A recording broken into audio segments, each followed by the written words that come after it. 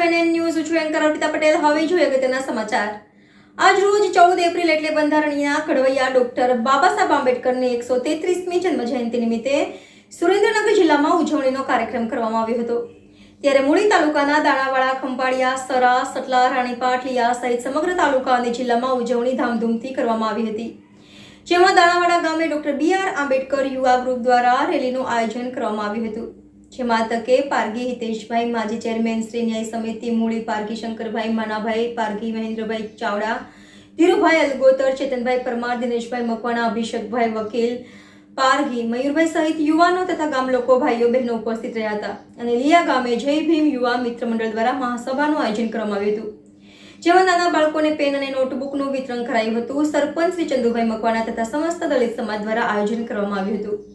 Reporter પ્રકાશ Thakkar, NN news, Surendranagar. દર્શક મિત્રો, તમારી આસપાસ બની રહેલી અવનવી ઘટનાઓ વિશે જાણવા માટે NN ન્યૂઝને લાઇક કરો, શેર કરો, સબસ્ક્રાઇબ કરો અને બેલ આઇકન પ્રેસ કરો, જેથી આપને નોટિફિકેશન્સ મળતી રહે.